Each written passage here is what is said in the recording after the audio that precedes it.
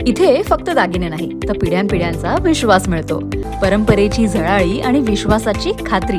Kailas अडगावकर jewellers, Datta मंदिर bus stop, Nashik road.